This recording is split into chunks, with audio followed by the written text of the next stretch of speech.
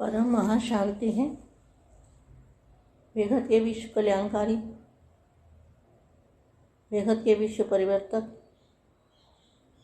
स्वपरिवर्तन से विश्व परिवर्तन करने वाले ज्ञानी तो आत्मा, बाप के दिल तक तनशीन, बाप की प्रतिष्ठा करने वाले ऐसे विशेष आत्माओं को विशेष सेवाधारी माँ का याद प्यार और नमस्ते। आज मैं बच्चों को कुछ बताना चाहती हूँ। जो आत्माएं बेहद की वैरागी, वो बचपन से ही वैरागी होते हैं। जो बेहद की आत्माएं हैं उनको बचपन से ही वैराग होता है। और वो ऐसा नहीं कि कभी मंदिरों में कभी गुरुओं के पास वो कहीं भटकेंगे नहीं, उनका मन ही नहीं लगेगा, कहीं भी मन नहीं लगेगा। जब तक उनको बेहद के दादाजी का ज्ञान नहीं मिलेगा तब तक वो आत्मा, उनका मन भटकता है, लेकिन वो कहीं इधर उधर जाती नहीं है सुनने। किसी का सुनना उनको अच्छा ही नहीं लगता जब तक दादाजी का ज्ञान ना मिले।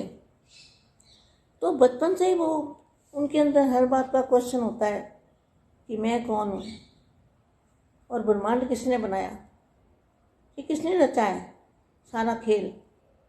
ब्रह्मांड है, ब्रह्मांड के अंदर जो भी वस्तुएं हैं, जो भी स्थूल में इन आँखों से देखते हैं, वो किसने बनाया, किसने रचा, ये उनके अंदर हमेशा क्वेश्चन रहते हैं। और वो हर जगह भगवान को ढूंढते हैं कि भगवान कहाँ मिलेगा। सबको पूछते हैं भगवान कहाँ मिलेगा, भगवान कहाँ मिलेगा। उनके बड़े जो बुजुर्ग होते हैं उनको पूछेंगे भगवान कहाँ मिलेगा, भगवान कैसे मिलेगा, भगवान कैसा होता है। तो ये क्वेश्चन उनके दिमाग के अंदर रहता ही रहता है हमेशा, इसलिए उनका मन कहीं नहीं लगता और वो ऊपर आकाश की ओर देखते रहते हैं। मैं अपनी बात बता रही हूँ। आकाश की ओर देखते हैं, ये तारे हैं, किसने बनाए हैं, सूर्य तारा मंडल, जो सूर्य है, सूर्यमंडल है, चांद है, तारे हैं, ये धरती है, ये और भी दुनिया होगी। तो वो मैं क्या सोचती थी कि भाई ये आकाश से परे भी कुछ है। ऐसे लगता था जैसे आकाश के अंदर एक, जैसे क्या कहते हैं, पिंजरे के अंदर बंद होता है ना कोई पिंजरा, तो ये आकाश के अंदर एक गोला हमारा पिंजरा मेरे को नज़र आता था कि ये पिंजरे में बंद है हम। ऐसे लगता था पिंजरे में बंद है। आत्मा क्या है, परमात्मा क्या है। हमेशा मन के अंदर जब भी अकेले बैठेंगे, किसी के साथ बैठेंगे 2 मिनट, फिर मन उधर ही चला जाएगा। और वैरागी जीवन उनको पसंद आता है। किसी से लगाव ये सब बहुत बहुत कम होता है उन आत्माओं का। किसी से प्यार ये सब कम होता है। और उनके शुरू से ही पवित्रता के भी संस्कार होते हैं ऐसी आत्माओं के। तो मेरा मतलब कहने का कि जो बेहद की आत्मा है वो बचपन से ही, जब से उनको होश 5-6 साल की होती है ना आत्मा, तो वो परमात्मा को ढूंढती है अंदर से। किसी को पूछती है, सुनती है, बुजुर्गों की बात सुनती है, भगवान की बातें उनको अच्छी लगती है। तो ये मैं बताना चाहती थी कि बेहद की आत्माएं, जो बेहद की आत्माएं हैं, उनके अंदर ये साइंस का नया ज्ञान, कुछ नई बातें उनको अच्छी लगती है। जैसे साइंस की नई साधन, वो कैसे बने, किसने बनाए, क्यों बनाए, सारी बातें उनके अंदर।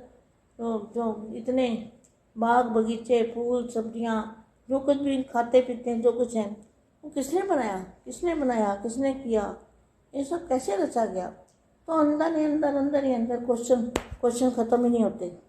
और जिस दिन उनको बेहद के दादाजी मिलते हैं उस दिन सेकंड के अंदर सारे क्वेश्चन ख़त्म हो जाते हैं।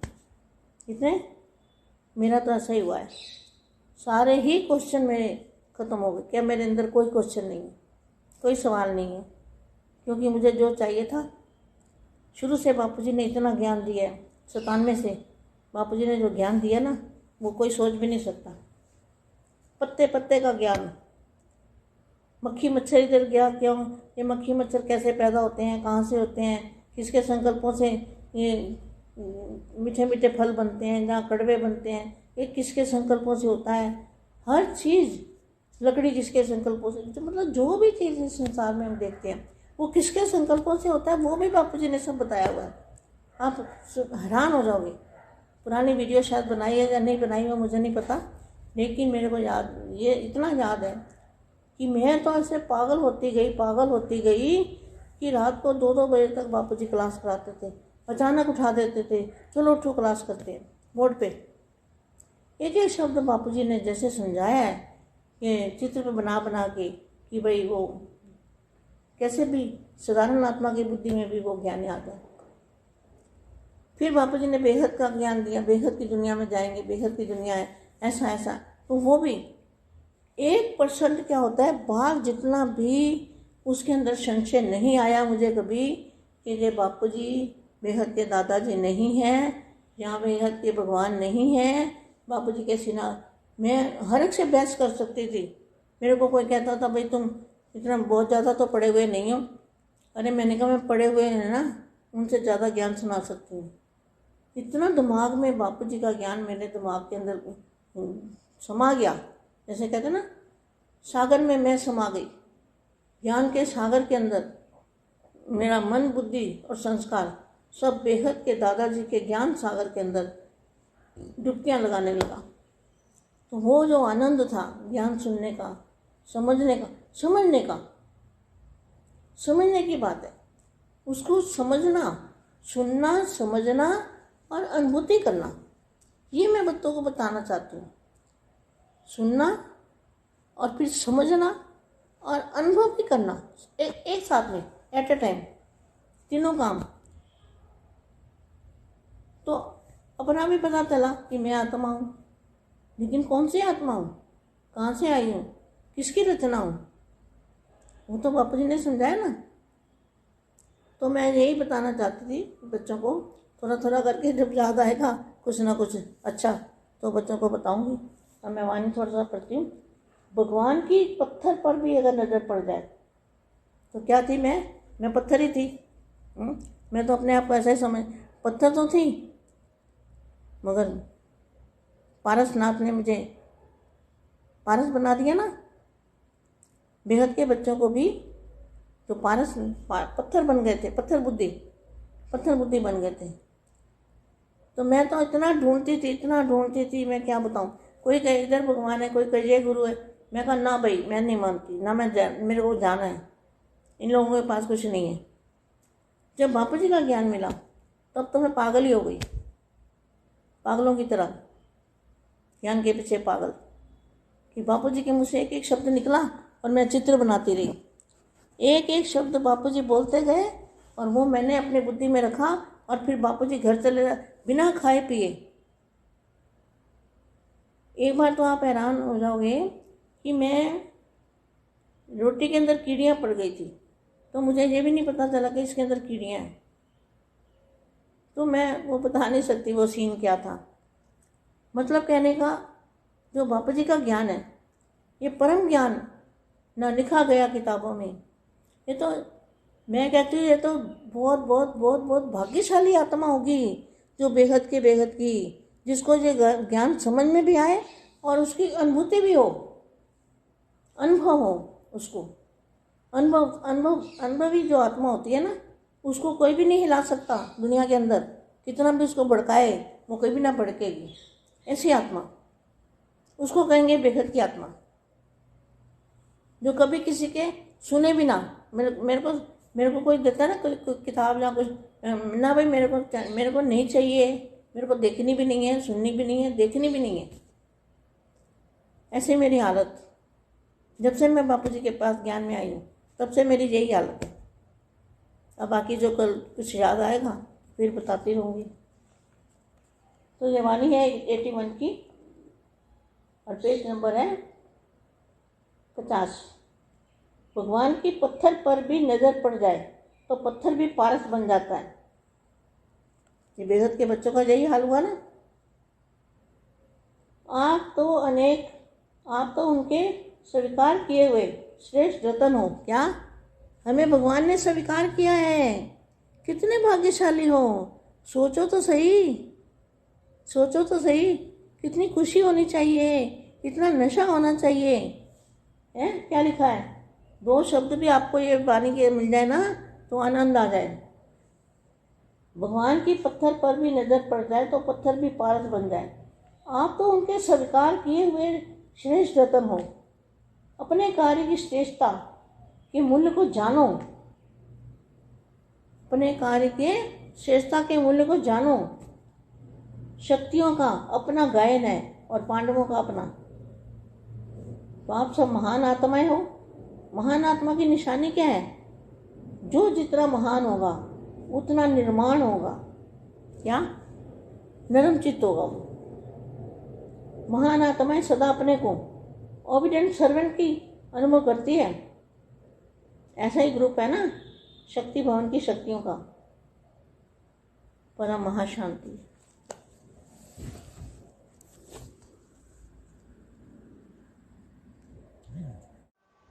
బేహద్ పరం మహాశాంతి. మా ఈరోజు పిల్లలందరికీ కొన్ని విషయాలు చెప్పదలుచుకున్నారు. బేహద్ వైరాగ్యము ఎలా వస్తుంది, బేహద్ ఆత్మలు అంటే ఎవరు, వాళ్ళ యొక్క పుట్టుకతోటి స్థితి ఎలా ఉంటుంది, విశేషమైన ధారణా పాయింట్స్, పురుషార్థం యొక్క పాయింట్స్ చక్కగా పిల్లలకి వర్ణిస్తూ ఉన్నటువంటి హిందీ వీడియో ఇప్పటి వరకు మీరు విన్నారు. దీనికి తెలుగు అనువాదం. బేహద్ విశ్వ కళ్యాణకారి, బేహద్ విశ్వ పరివర్తక్, స్వపరివర్తనతోటి విశ్వ పరివర్తన చేసే పిల్లలకి, జ్ఞాని తు ఆత్మలకి, బాపు యొక్క హృదయ సింహాసనాధికారి పిల్లలకి, బాపును ప్రత్యక్షం చేసే పిల్లలకి, విశేషమైన ఆత్మలకి, విశేష సేవాదారి మా యొక్క ప్రియస్మృతులు మరియు నమస్తే. ఈరోజు నేను పిల్లలకి కొద్దిగా చెప్పదలుచుకున్నాను అంటూ, ఏ పిల్లలైతే ఏ ఆత్మలకైతే బేహద్ వైరాగ్యం అనేది వస్తుందో వారు చిన్నప్పటి నుంచి కూడా వైరాగ్య వృత్తిలోనే ఉంటారు. ఇప్పుడు బేహద్ పిల్లలకి బేహద్ వైరాగ్యం, అప్పుడు చిన్నప్పటి నుండే ఒక రకమైనటువంటి వైరాగ్య వృత్తిలో ఉంటారు. బాల్యం నుండి ఇలా ఉండటంతో వాళ్ళు మందిరాలకు కానీ గుళ్ళు గోపురాలు కానీ ఏ గురువుల దగ్గరకు కానీ భ్రమించరు. ఎక్కడా కూడా వాళ్ళ మనసు అనేది ఉండదు, వెళ్ళాలని అనిపించదు. దేని మీద మనసు ఉండదు, ఇది కావాలి అది కావాలి అనేటువంటి భావన కూడా ఉండదు. ఎంతవరకైతే వారికి దాదాజీ యొక్క బేహద్ జ్ఞానం లభించదో అంతవరకు వాళ్ళకు మనసు భ్రమిస్తూనే ఉంటుంది, శాంతి అనేది ఉండదు. కానీ ఎక్కడో అక్కడ అటు ఇటు మరి వెళ్ళాలా అన్నా కూడా వెళ్ళలేరు. మరి ఎప్పుడైతే బాపూజీ జ్ఞానం అర్థమవుతుందో వాళ్ళకు ఇంకా స్థిరత్వం అనేది ఏర్పడుతుంది. ఇంకా వేరే చోట ఎక్కడా కూడా వినాలి వెళ్ళాలి అని కూడా అనిపించదు. బాల్యం నుండే వీరి యొక్క స్థితి ఇలా ఉండటం అంటే వారి మనసు స్థిరంగానే ఉన్నది. కాబట్టి ఎంతవరకైతే వారు జ్ఞానాన్ని అర్థం చేసుకుంటారో ప్రతి ఒక్క విషయానికి కూడా వారు నేనెవరు, నేను ఏ బ్రహ్మాండానికి సంబంధించిన వాడిని, ఎవరు రచయించారు, ఆట ఏంటి, ఈ బ్రహ్మాండం లోపల ఏవైతే వస్తువులు ఉన్నాయో అన్నీ కూడా స్థూలంలోనే ఉన్నాయి. ఈ కళతోటి చూసేవన్నీ కూడా సూక్ష్మమైనవే. ఎవరు తయారు చేశారు, ఎవరు నన్ను రచయించారు అనేటువంటి భావన లోపల ఉంటూనే ఉంటుంది. ప్రతి చోట కూడా వారు భగవంతుణ్ణి వెతుకుతూనే ఉంటారు. ఎక్కడున్నారు, ఎవరు చెప్తారు, ఎలా తెలుసుకోవాలి ఏంటి అని అందరినీ కూడా అడుగుతూ ఉంటారు. భగవంతుడు ఎక్కడ లభిస్తారు అని, ఎక్కడికి వెళ్ళాలి అని. పెద్ద పెద్ద మరి వృద్ధుల దగ్గరికి వెళ్ళి అడుగుతూ ఉంటారు, సాధువుల దగ్గరికి వెళ్ళి అడుగుతూ ఉంటారు. యాత్రలు చేసి భగవంతుడు ఎలా దొరుకుతాడో అని పరితపిస్తూ ఉంటారు. భగవంతుడు ఎలా ఉంటారు అనేటువంటి క్వశ్చన్ వాళ్ళ బుద్ధితోటి కూడా వస్తూ ఉంటుంది. అందుకని వారి మనసు ఎక్కడా ఉండదు, పైన ఆకాశం వైపు చూస్తూ ఉంటారు. తమలో తామే మాట్లాడుకుంటూ ఉంటారు. ఆకాశంలో నక్షత్రాలు, ఈ సూర్యుడు, చంద్రుడు, మరి తారామండలం, చంద్రమండలం ఇవన్నీ ఏంటి, ఎవరు తయారు చేశారు దీన్ని అనే చింతన నడుస్తూ ఉంటుంది. సూర్యమండలం, చంద్రుడు, నక్షత్రాలు ఇవన్నీ భూమి మీద ఉన్నాయి. ఇవన్నీ కూడా ప్రపంచంలో ఎట్లా తయారైనవి అని నేను ఆలోచిస్తూనే ఉంటూ ఉంటారు.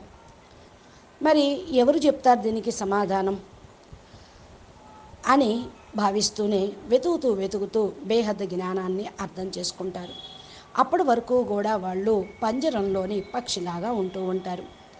ఆకాశం లోపల ఒక గోళము, ఇదేంటి అనుకుంటూ ఉంటారు. మరి వాళ్ళు కూడా నేను పంజరంలో బందీకృతం అయి ఉన్నానా, ఈ శరీరం అనే పంజరం, ఈ ప్రపంచం అనే పంజరం, మనసు అనే పంజరం, వీళ్ళందరికీ ఒక జైలు లాగా అనిపిస్తూ ఉంటుంది. ఆత్మ ఎక్కడ ఉంటుంది, ఆత్మ ఏమిటి, పరమాత్మ ఏమిటి అని సదా వారి మనసు లోపల ఆలోచన నడుస్తూ ఉంటుంది. ఎవరితో పాటు కూర్చున్న 2 నిమిషాలైనా మనసు ఇక ఉండాలి అనిపించదు.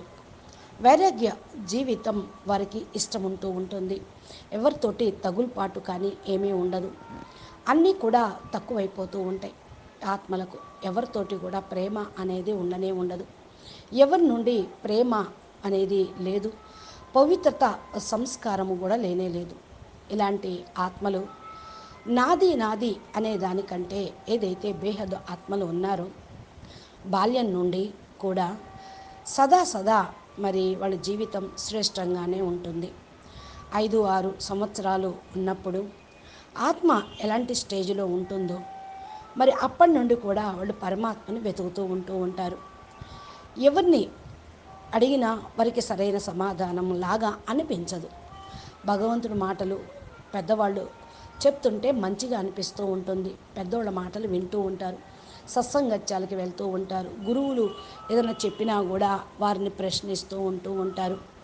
అంటే నేను ఈ విషయాలు ఎందుకు చెప్తున్నాను అంటే బేహద్ ఆత్మల యొక్క లక్షణాలు ఇలా ఉంటూ ఉంటాయి. అంటే బేహద్కే బేహద్ ఆత్మలు కాబట్టి వాళ్ళ లోపల బేహద్దు జ్ఞానం ఉంటుంది. బేహద్దు పవర్స్ ఉంటూ ఉంటాయి. వారికి కొత్తగా ప్రపంచంలో ఎవరు చెప్పనివి వాళ్ళకి తెలుసుకోవాలనే కుతూహలం ఉంటూ ఉంటుంది. వారికి అదే మంచిగా అనిపిస్తుంది. ఈనాడు సైన్స్ సాధనాలు కొత్తవి తయారు చేస్తూ ఉన్నారు. ఎలా సృష్టి తయారైంది, ఎవరు చేశారు, ఎందుకు చేశారు అని విషయాలన్నీ వారి లోపలే బ్యాగేజెస్ ఫుల్గా ఉన్నాయి. చూడండి, మంచిగా తోటలో పూలు, కూరలు, పండ్లు, కాయలు ఉంటూ ఉంటే మరి మంచిగా అనిపిస్తూ ఉంటుంది కదా. వారు భోజనం మంచిగా చేస్తూ ఉంటారు అనుకుంటూ ఉంటారు కదా. ఏదైనప్పటికీ కూడా ఇవన్నీ తయారు చేసింది ఎవరు, ఎవరు తయారు చేశారు, ఏంటి, ఎలా రచించబడిందని ప్రశ్న లోపల వస్తూనే ఉంటుంది. ఎప్పుడైతే బేహదు దాదాజీ వారికి లభిస్తూ ఉంటారో ఆ రోజు ఆ సెకండ్ వారి లోపల క్వశ్చన్స్ అన్నీ సమాప్తమవుతాయి. నాకు ఇదే కావాలి, నేను దీనికోసమే వెతుకుతున్నా, నా తపన సమాప్తమైపోయింది, కథమైపోయింది అని భావిస్తూ ఉంటారు. ఇప్పుడు నా లోపల ఇంకే క్వశ్చన్స్ లేనే లేవు, ఏ ప్రశ్నలు లేనే లేవు. నేను కావాలనుకున్నది, నేను పొందాలనుకున్నది పొందాను, పానాతో సో పాలియా అన్నట్టు అలా అనుభవం చేసుకుంటూ ఉంటారు. ఫస్ట్లో బాపూజీ కూడా ఇంత జ్ఞానం అనేది చెప్తూనే ఉన్నారు కదా. కొద్ది కొద్దిగా చెప్తూ పిల్లల యొక్క బుద్ధిని చాలా వికసింపజేశారు. 97 నుండి బాపూజీ చెప్పినటువంటి జ్ఞానము ఎవరు కూడా అందనిది, ఎవరు ఆలోచించనిది. ఆకు జ్ఞానం చెప్పారు. మచ్చర్ అంటే ఈగ, దోమ, వారి యొక్క పుట్టుక ఏంటో మొత్తం చెప్పేవాడు. మరి ఎలా పుట్టుకొచ్చిన వాళ్ళ చరిత్ర ఏంటండి, ఎక్కడి నుంచి వచ్చారు అని ఇలా సంకల్పాలతోటి జరుగుతూ ఉండేది. కాబట్టి ఇప్పుడు బాపూజీ చాలా మధురమైన ఫలాలుగా ఎలా సంకల్పాలతోటి తయారయ్యేవి, కఠినత్వం, చేదు ఎలా తయారైంది, ఎవరి సంకల్పంతో రోగాలు పుట్టినాయి, ఎవరి సంకల్పంతో నెగిటివ్ వచ్చింది అనేది కూడా బాపూజీ చెప్పారు. ప్రతి ఒక్క వస్తువు గురించి, చెక్క గురించి, వస్తువు గురించి ఎంతో వివరంగా చెప్పారు. సంకల్పంలో కూడా బాపూజీ మంచి విషయాలు చెప్పారు. ఈ ప్రపంచంలో వాళ్ళకి ఇవన్నీ తెలియవు. కానీ మరి ఎవరి సంకల్పాలతోటి ఇది సృష్టి జరిగిందో, మరి వాళ్ళు ఇప్పుడు ఎలా ఉన్నారు, ఏ స్థితిలో ఉన్నారు, ఏ గతిలో ఉన్నారో కూడా బాపూజీ చెప్పేశారు. దీన్ని కూడా మనకు హైరానా అనిపిస్తూ ఉంటాయి. పాత వీడియోల్లో కూడా మీరు వింటూ ఉంటే అర్థమైపోతూ ఉంటాయి. ఇప్పుడు అయితే కూడా బాపూజీ ఇంకా బేహద్దులోకి వెళ్ళిపోయారు. నాకు ఆ ఫస్ట్లో చెప్పినవి అంత జ్ఞాపకం లేదు. నేనైతే మరి ఆ జ్ఞానం వింటూ పిచ్చిదాన్ని అయిపోయాను అంటున్నారు ఏ విధంగా అంటే రాత్రంతా కూడా 2 గంటల వరకు కూడా బాపూజీ క్లాసు నడుస్తూ ఉండేది. అకస్మాత్తుగా లేచేవాళ్ళు బాపూజీ, కూర్చోబెట్టి క్లాసులు చేయిస్తూ ఉండేవాళ్ళు. బోర్డు పైన వేసి బొమ్మలు చెప్తూ ఉండేవాళ్ళు. ఒక్కొక్క శబ్దము బాపూజీ ఎలా చెప్పేవాళ్ళు అంటే చిత్రాలను తయారు చేసి సాధారణమైన ఆత్మలకు కూడా బుద్ధిలో ఆ జ్ఞానం వచ్చేట్టు చెప్పారు. మరి బాపూజీ బేహద్ జ్ఞానం ఇప్పుడు ఇస్తున్నారు. బేహద్కే బేహద్ ప్రపంచం గురించి చెప్తూ ఉన్నారు. హద్దులో ప్రపంచమే అంత విశాలంగా, హద్దులో ప్రపంచంలోని జ్ఞానం పాయింట్సే చాలా ఉండేది బేహద్ ప్రపంచము. ఇలాగా ఒక్కొక్క మరి పర్సెంటు, ఒక్కొక్క పాయింట్ బాపూజీ చెప్పుకుంటూ వెళ్ళారు. ఈ మరి వెంట్రుకలు ఎంత ఉన్నాయో అంతకంటే కూడా చాలా సూక్ష్మమైన విషయాలన్నమాట అవి. ఇంకా ఎవరికీ కూడా సంశయం వచ్చేది కాదు. నాకైతే ఎప్పుడు బాపూజీ బేహద్ దాదాజీ కాదు, బేహద్ భగవంతుడు కాదు అని ఎప్పుడూ ఇక డౌటే రాలేదు. అవునా కాదా అని ప్రశ్నే లేదు. ఈ సాకుతోటి ఎంతమంది వెళ్ళిపోయారో. నాకైతే అసలు బాపూజీ మీద ఎంత దృఢ విశ్వాసము అంటే 101%, 1001% అలా ఉండేది. నేను ఏదైతే చదువుకున్నానో అంతకంటే జ్ఞానం నేను ఇప్పుడు విన్నాను, వినిపిస్తూ ఉన్నాను. బుద్ధిలో బాపూజీ జ్ఞానం నిండిపోయింది. నా బుద్ధి అంతా కూడా ఇమిడిపోయింది బుద్ధిలో. మరి సముద్రం లోపల ఏ విధంగా నేను జ్ఞాన సముద్రంలో ఇమిడిపోయినట్టు అనిపిస్తూ ఉంది. జ్ఞాన సముద్రం లోపల నేను మనసు, బుద్ధి, సంస్కారం అన్నీ కూడా బేహద్ దాదాజీ తోటి జ్ఞాన సాగరుడు లోపల మునుగుతూ ఉండాలి. ఏదైతే ఆనందం ఉన్నదో, జ్ఞానం వింటూ వినిపిస్తూ ఉన్నారో, అర్థం చేస్తూ ఉన్నారో అదంతా గ్రహించాలి, అనుభూతి పొందాలి. నేను పిల్లలకి అదే చెప్తూ ఉన్నాను. వినిపించటం మళ్ళా వినటము అనేది అనుభూతికి సంబంధించింది. వినటము వినిపించటం కంటే అనుభూతి ఇంకా గొప్పది. ఇలాగా మరి ఒకే టైంలో 3 పనులు చేయటం కూడా జరుగుతుంది. ఎలా జరుగుతుందో తెలియదు. వినటము, ధారణ చేయటము, స్మృతి చేయటము 3 in 1గా ఒకేసారి ఉంటూ ఉంటాయి. నేను ఎలాంటి ఆత్మను, ఎక్కడి నుంచి వచ్చాను, ఎవరు రచన అనేది బాపూజీ చెప్పడంతో స్టాంపు పడిపోయింది. ఇక నేను ఏది కోరుకోలేదు. అదే నేను ఇప్పుడు పిల్లలకి చెప్తున్నాను అంటున్నారు. కొద్దిగా జ్ఞాపకం వస్తూ ఉంటాయి. కొద్దిగా మరి మంచి మంచి పిల్లలకు చెప్తూ ఉంటాను కొన్ని పాయింట్స్ అంటూ ఉన్నారు. ఇప్పుడు అవ్యక్తవాణి పాయింట్స్ చెప్తాను. భగవంతుడి గురించి మరి అందరూ ఆలోచిస్తూ ఉంటారు. భగవంతుడు రాళ్లల్లో కూడా దృష్టి పట్టంతో అవి కూడా రత్నాల్లాగా అయిపోతాయి అంటే పత్తర్ బుద్ధి ఆత్మలపైన భగవంతుడి యొక్క కృపా దృష్టి పట్టంతో వాళ్ళు రత్నాల్లాగా అయిపోతూ ఉంటారు. అంటే పాషాణంగా ఉండమంటే అచైతన్యంగా ఉంటాం. తర్వాత జ్ఞానోదయం కావటంతో జరుగుతుంది. బాపూజీ దృష్టి పడటంతో చైతన్యమైపోతూ ఉంటారు. ఎందుకంటే ఆయన పారసనాథుడు. పారసనాథు యొక్క దృష్టి పట్టంతో పరుసువేది కదా, కాబట్టి అందరం మనం పారస్లాగా తయారవుతాం. నన్ను కూడా బాపూజీ పారస్లాగా, బంగారంలాగా తయారు చేశారు. బేహద్దు పిల్లలు ఎవరైతే పత్తరు బుద్ధిగా ఉన్నారో వాళ్ళని వెతికి బాపూజీ చెప్తూనే ఉన్నారు. ఇంకా నేను ఇంకేం చెప్పను. ఏదో మరి ఇక్కడ భగవంతుడు ఉన్నాడు అని ఎవరు చెప్పగలరు అసలు? అందుకే నేను తప్పకుండా పరమాత్మని ఈయనే అని ఎప్పటి నుంచో విశ్వాసం కలిగి ఉన్నాను.